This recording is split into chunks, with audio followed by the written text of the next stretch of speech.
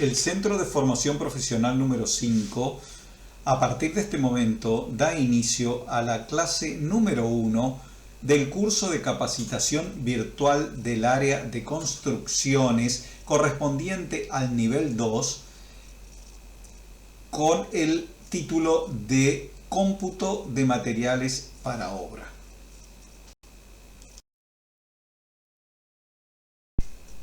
Para dar inicio a este curso,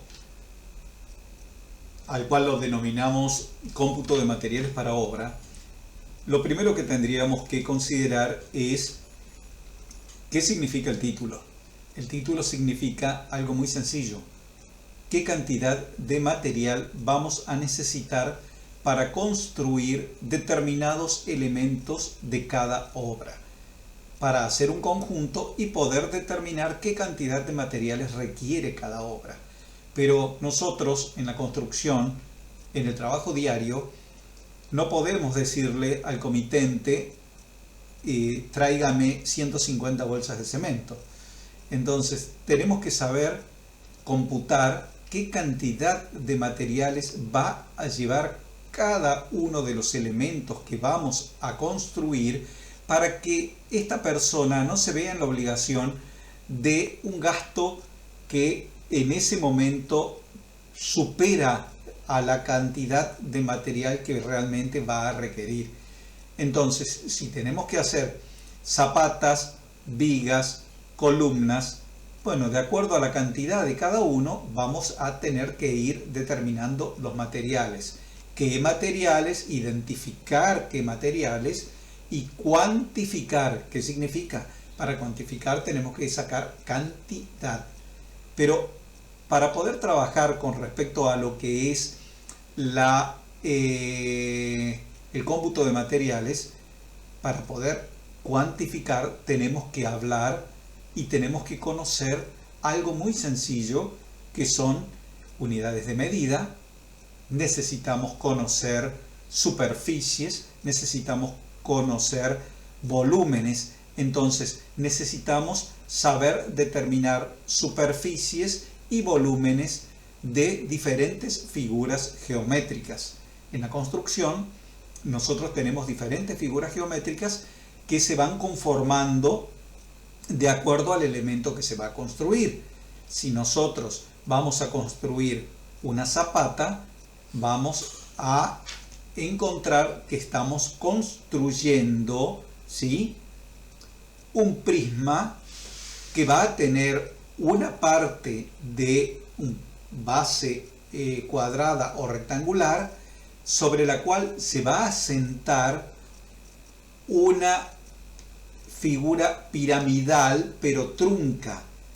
Y también tenemos que tener en cuenta que si vamos a hacer una columna, vamos a estar hablando de una sección rectangular o cuadrada que va a tener una determinada altura.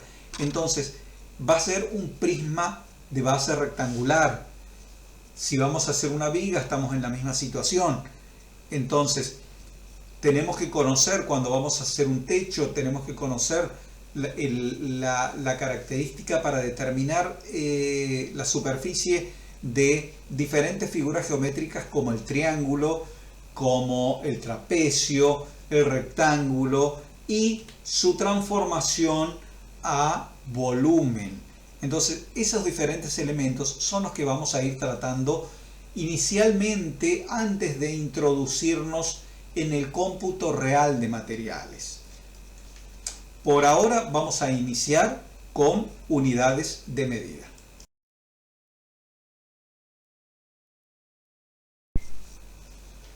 En la construcción, la unidad de medida que realmente más se utiliza es el metro. Es la unidad de medida por referencia y que está aceptada en casi la totalidad de los países. Esta unidad de medida metro también la empleamos en centímetros o en milímetros, expresándolo de diferentes modos, ¿no es cierto? Pero cuando nosotros vamos a acercarnos a un plano, para observar un plano de construcción, nos vamos a encontrar con que todas las medidas están expresadas en metros, excepto cuando estamos viendo un plano de detalles constructivos en el cual se emplean medidas en centímetros o en milímetros, depende de la escala en la cual se esté trabajando el dibujo. ¿A qué me refiero a la escala? Si es algo muy chiquitito que lo vamos a ver muy grande, le vamos a poner las medidas en centímetros o en milímetros, como puede ser un marco de una puerta o de una ventana que sea de metal. Entonces el espesor del metal de 2-3 milímetros, el ancho de la comisura para el cierre de la puerta, que estamos hablando de 3 centímetros, también lo van a ver expresado en milímetros o en centímetros. Pero la unidad principal es el metro. De allí se desprende también que el metro, como el metro es una medida lineal, el metro es medida lineal, también nosotros necesitamos sacar áreas o superficies. Por lo tanto, vamos a tener que tener dos medidas lineales que multiplicada una por otra nos va a dar el área o la superficie, y a partir de ese momento vamos a tener nuestra segunda unidad de medida, que es el metro cuadrado, ¿sí? Entonces tenemos el metro lineal y el metro cuadrado.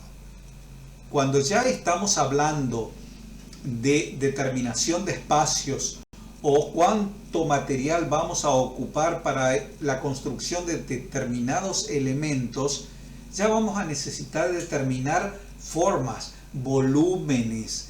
Por lo tanto, ya vamos a tener tres medidas lineales. Vamos a tener un largo, vamos a tener un ancho y vamos a tener una altura. Entonces vamos a estar teniendo en juego tres medidas lineales que, multiplicadas unas por otras, nos van a determinar el metro cúbico.